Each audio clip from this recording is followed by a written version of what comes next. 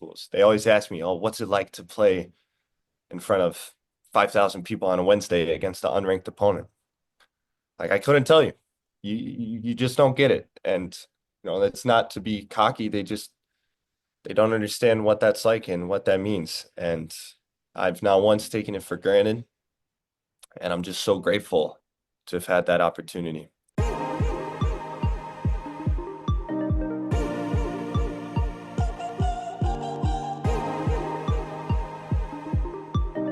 Kurt Nusterer, aka Kurt Diesel. Hello, Kurt. How are you? And thank you so much for taking the time to talk story with us today.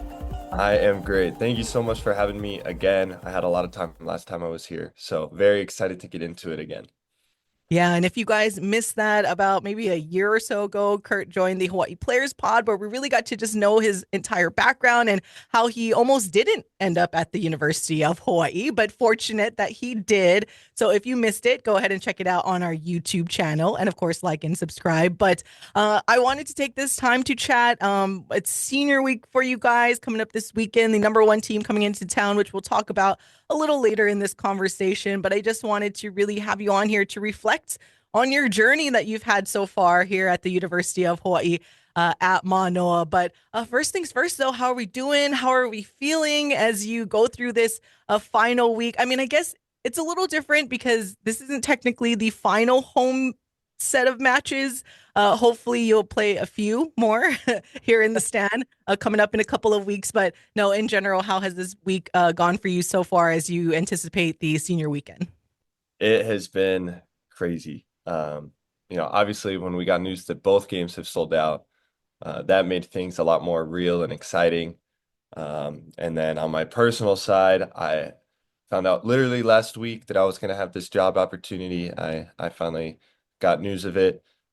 So getting that all squared away has been crazy. Finishing classes, finishing at my other job. It's all been wild. So really counting down the days. But yes, like you said, very grateful that we'll have one more opportunity after senior night to play in the stand. So that takes a little bit of pressure off, but still very, very busy week for sure.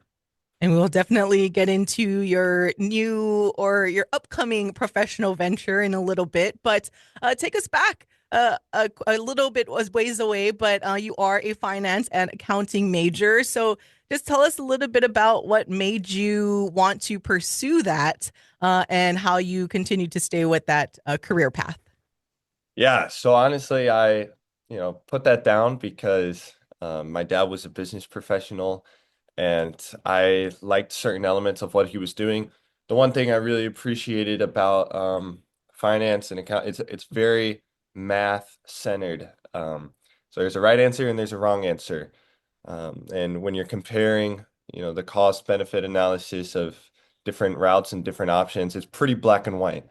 And I hated when there were questions in like English or writing where they ask you to answer a question and defend your answer as if there were multiple answers versus in math and logic centered professions, things are black and white, and I really appreciate that structure. And then additionally, I'm a big people person. I love people, getting to know people, and being a part of a community. And there's a lot of overlap in finance where you can have that kind of community-centered involvement. So that's what has kept me going, and that's what I love about it. And definitely the people love you. And you have, I want to remind everyone that I know last summer too, a lot of your teammates were going to go train and everything, but you decided to kind of get that internship, working, I believe it was Bank of Hawaii, and you were really focused on this career path very early on. And now you potentially find yourself going into that career field, getting a big boy job now right out of college. And because you technically have one more year of eligibility left, but the perfect job came about. So tell us and the audience a little bit more about the difficult decision that went into choosing to forego your final year of eligibility at the University of Hawaii or in men's volleyball in general to take this new opportunity in your profession. For sure. That's a great question, and there's a lot to that question. So 12 months ago, I started an internship with Bank of Hawaii, and I've been with them ever since with the wealth strategy team. So we basically do anything from estate planning, tax planning, business succession planning, business exit planning, insurance planning.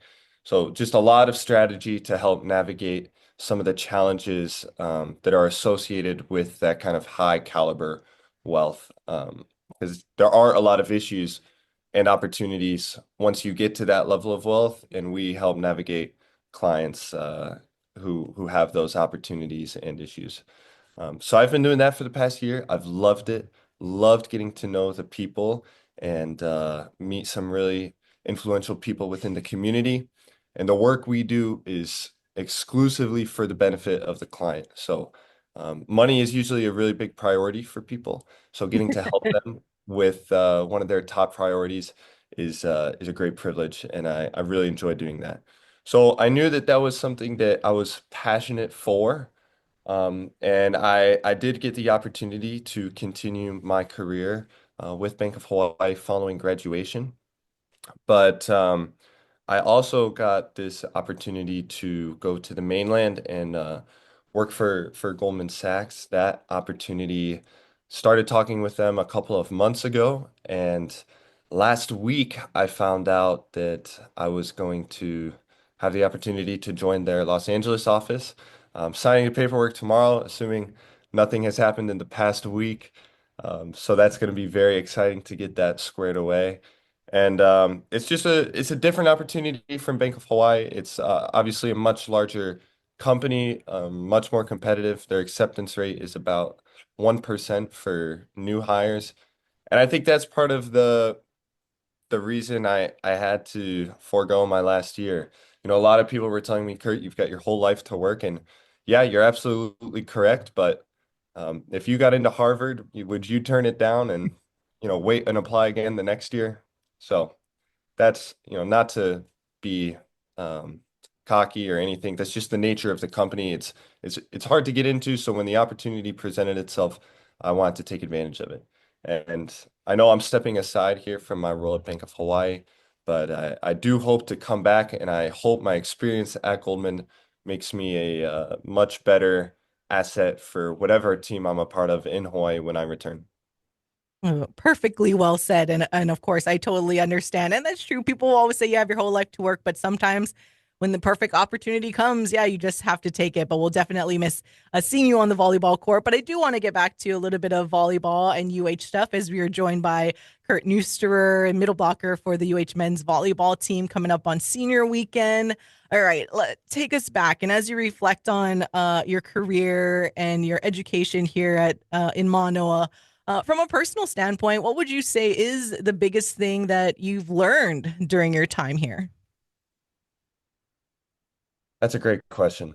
I think one of the biggest things I've learned here is uh, humility, being humble and um, the opportunity that lies within humility.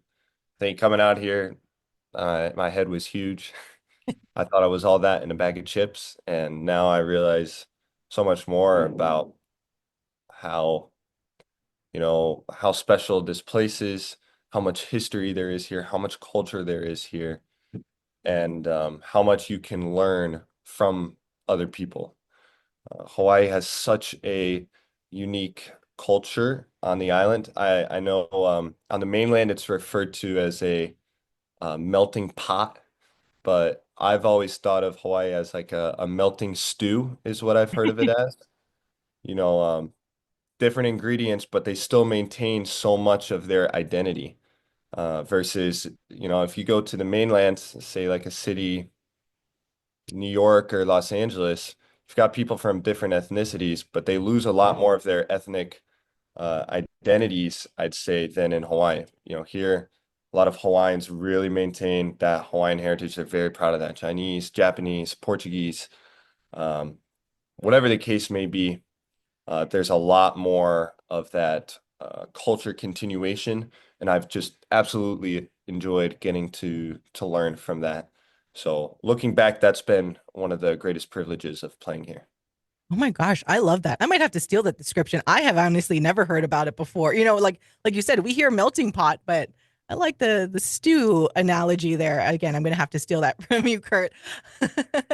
All right. Obviously, getting honored this weekend with other seniors as well. But there is one senior who has been on the team for as long as you have, a little longer, Eleu Choi. So, can you tell us and share maybe a little bit about what he has meant to you as a teammate, and then maybe if you want to share a little funny story that some of us may not know about.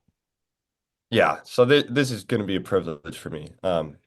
He is, for those who don't know Wale or haven't gotten to know him, nobody has sacrificed for this program and given more to the University of Hawaii men's volleyball program than Aleu Choi. I can say that confidently because one, he's been here for 6 years.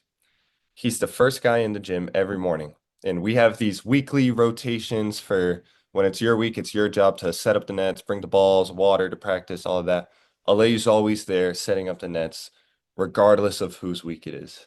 He has more integrity than anyone I've ever met on and off the court. And it's been beyond inspirational to get to know him and to get to be his teammate. He gives you a role model of someone who you want to be like, and it's contagious.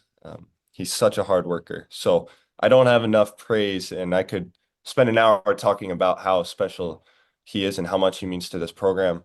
Um, but funny story about him. Oh, that's tough. I can't imagine there's quite a few. So yeah. Um, I would say there's one story when he was we played at Santa Barbara, and I don't think he likes this story a lot, but he has this was when Redshirt was playing libero, and Charlie wanted Alei to be a serving sub because he plays great defense. So we had him float serve. And I don't know how many of you guys have been watching volleyball for a long time, but a long time ago, the servers would float serve from way behind the the service line because the thought is then the ball can travel with more velocity and cross the plane of the net at a much harsher angle. If you're far away, you can hit it with there's going to be a lot more speed behind the ball and Mm. the ball will be on its way down, so it'll be dropping fast. So we had to let you go back and float serve from like 60 feet behind the net, so probably 20, 30 feet behind the end line. And against Santa Barbara, after one of the biggest blocks I've ever seen, Jakob Telle, one hand block, and the crowd was going wild. Alei went in and he float served, and the ball went outside the antenna and hit the ref stand. And we just all got a chuckle out of that. That comes up every once in a while. But it's hard to find something funny, funny story with him because of how serious and hardworking he is. So it's tough to think of something. It's still a good one to share with everyone as we are joined by Kurt Nusterer, senior middle blocker for the UH men's volleyball team. All right, let's keep story time going. What is another maybe funny memory or maybe your favorite volleyball team memory? Maybe a funny story that you want to share about Charlie or Milan? Well, Milan, there's like way too many funny stories. We already know that, but like maybe just some of one or two of the volleyball memories that stick out to you that like 5, 10 years from now, you're like, I remember this particular moment when I was playing at UH Manoa. I got a pretty bad one. So I don't know if this is gonna make the air, uh, but I'll keep it real. And I haven't talked to Charlie about this, but this is a true story. And I feel horrible about this. I don't know if I should be saying this. Um, but you can decide whether you want to put it in or not. So we went to a preseason trip to Grand Canyon this past year. And we got into Phoenix at like 11 p.m. Whenever you get to the airport, Charlie gets a van, Capono gets a van, Milan gets a van, and then our athletic trainer, they all get minivans, and you split up into the four vans. So I'm in Milan's van, and we got to the hotel first. So get the room key. check in, and I went to use the bathroom, and I must have had a lot to eat the other day. Um, if you can pick up what I'm saying. So there was I clogged the toilet. And I left. I said to the front desk, like, hey, I'm so sorry this happened. Is there any way we could get someone in there? And I went to In-N-Out for dinner. The next van pulls up. My roommate was Aleu. I texted him. I'm like, great guy, whatever. I texted Aleu. I said, hey man, sorry, I clogged the toilet. We're at dinner. Well, we get there to dinner. Aleu's pulling into the hotel like 20 minutes after I've left for dinner. And he said, Kurt, they gave you the wrong room key. We're in a different room. That's Charlie's room. So definite. And the next day, I saw him at breakfast. Didn't say a word to me. We still haven't talked about this. No one has heard this story. I feel horrible about it. Charlie, if you're watching, I'm so sorry. Not trying to embarrass you. I feel like this is much more embarrassing for me. I really hope the housekeeping got to it before you got to the room. But yeah, that's a pretty funny story. I don't know if you're gonna put that in or not, but I that was will most definitely leave this in. Because you're right. oh, I don't think it's embarrassing for Charlie at all. But the fact that you were willing to share it, I love that. That's I mean, awesome. I'm a 6'8" guy. I can eat a lot, and yeah, must have had too much to eat or didn't have enough fiber. So yeah, That's epic. keep it classy. Stay classy, San Diego. Hey, classy San Diego. All right, a couple more from you because I know you're a super busy guy this week, but I do need to ask because obviously, like your Instagram, not handle, but your name on your Instagram and what we hear with the chants, the Kurt Diesel. And I introduced you as that, but I realized I'm like, I don't actually really know where that nickname stems from. So if you could kind of shed light as to why you are Kurt Diesel. Yeah, great question. That goes back to freshman year. My dad worked for an engine company, so they were diesel engine manufacturers, companies called Cummins, based out of the Midwest. So I think that's part of it. And then my freshman year, when I was redshirting, I got really jacked. I went from 189 pounds my first day on campus, August 10th, from 189. At my highest, I was 227 my freshman year. So almost 40 pounds in 1 year. I was huge. And I was working out all the time. So some of the guys were like, you're like a truck. I was big, strong, jacked guy. And Max Rosenfeld just started calling me Diesel. He's like, Kurt Diesel, baby, how you doing? Stuff like that. And I loved it. I fed into it, and I guess that's what led us here today. Hey, it's pretty cool. It's even on your shirt and everything. So it works as you're joined by Yeah. Kurt Diesel, or most of you will know him as Kurt Nusterer, middle blocker for the UH men's volleyball team. All right.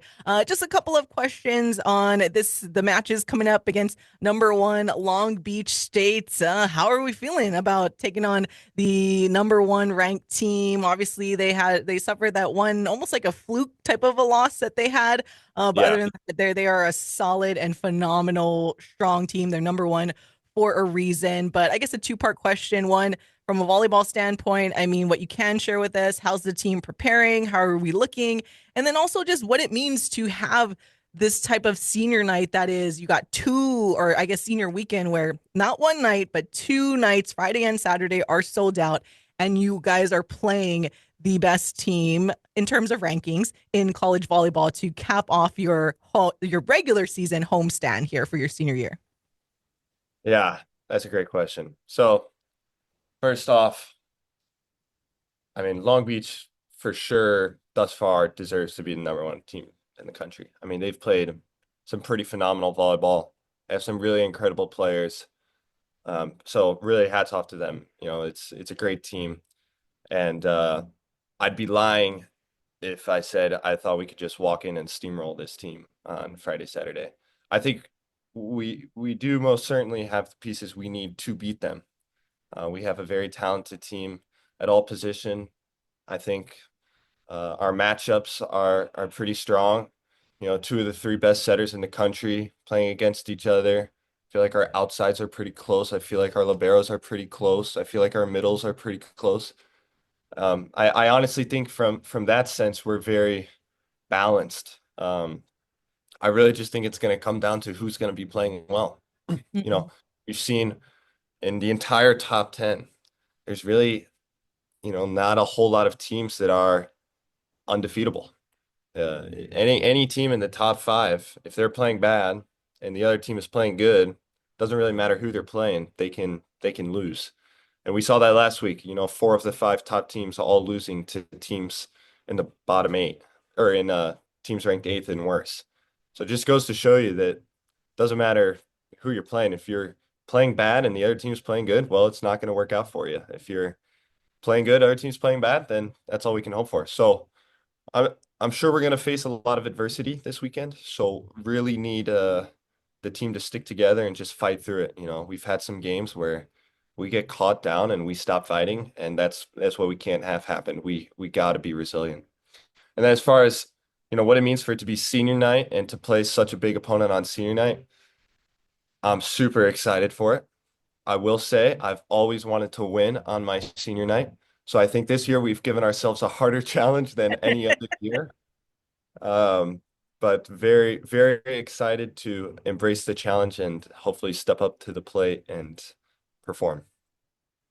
Well, you can technically always come back if you want to try to win it. Just Yeah. kidding, kidding, kidding. Yeah.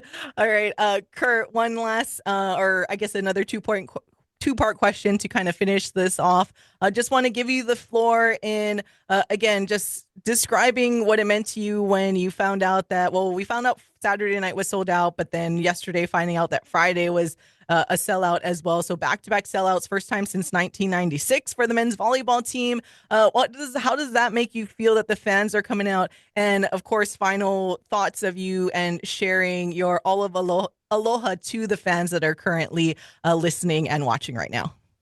Yeah, great questions. Firstly, with the back-to-back sellouts, there's so much gratitude um, that people are that interested to come watch to me what's just been a sport. Some people on this team are playing because it's their job, their life. To me, I got to be honest, it's just been a sport. I do it because I love my teammates, I love the fans, and I just love playing for this community and with my teammates. So to me, it's always been a sport, and the fact that people want to come out and watch what I consider a hobby, that just is so awesome. So I'm so grateful for them. And I know a lot of people have asked me for tickets. We only give four, and it's been very hard to come up with extra tickets. So sorry to everyone who asked and I turned down. And then lastly, for senior night, some aloha I'd like to share. Just everyone, whether you're a fan, someone I worked with, someone at Foodland who wishes me good luck when I'm buying poke, or someone who sent me a text. People who, help grow the game and advocate on behalf of us. It's it's just been a privilege that I'm so grateful to have had. And there's nothing like it. I can't express and share what this feels like to people who play at other schools. They always ask me, "Oh, what's it like to play in front of 5,000 people on a Wednesday against an unranked opponent?" Like I couldn't tell you. You just don't get it. And that's not to be cocky. They don't understand what that's like and what that means. And I've not once taken it for granted. And I'm just so grateful to have had that opportunity. And it's what makes this program special and it's what makes us good. Last thing I'll say is there's other great volleyball teams out there. There's other great coaching staffs out there. There's other great schools out there. There's no place with the support and the community that we have. And that is why we're able to maintain the success that we've had and hopefully keep it going. So, I know our coach probably says it and the athletic director probably says it. We really cannot do this without you. So thank you guys. Awesome, Kurt. That was so perfect. And I know I've taken up a lot of your time, but again, thank you so much for joining us for a chat on your senior week. And Good luck this weekend, and we can't wait to be there in the stand. Thank you so much for having me. Aloha.